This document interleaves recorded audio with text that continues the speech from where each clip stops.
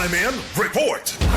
Gipasalig sa Cebu City Mayor Raymond Alvin Garcia ngayong atimanon ang mga kawani sa Cebu City Hall. Matod sa mayor, ang mga empleyado kauban ng ilang pamilya maugayod ang pundasyon sa City Hall. Gibutag sa ni Garcia nga kaghapon adlaw ato sa Charter Day kini maong hinungdan usab nga gipahigayon kini nga kabahin sa maong kalihukan kay ang pamilya sab mao'y nagsuporta sa mga kawani sa City Hall. Gani kaghapon adlaw ato sa maong kalihukan dunay gipahigayon usab nga pagpanghatag og mga pasidungog ngadto usab sa pipila ka mga empleyado sa City Hall ilabi na usab katong gikan sa Department of Public Services kun DPS. Gibanduan usab karon ni Mayor Garcia ang Division for the Welfare of the Urban Poor nga hatagan ang maousab nga empleyado nga si Jessica Humawas ug usa ka unit sa medium-rise socialized housing building sa City Hall nga naa mahimutang sa Barangay Lorega, San Miguel, Dakbayan sa Subo. Gawas usab dinhi gibanduan usab ni Mayor Garcia ang labaw sa DPS nga si John Paul Hilasque nga himuon dayon nga casual employee si Jessica imbes job order employee. Nagkadawat usab si Humawas og 10,000 pesos nga cash, grocery items ug mga appliances.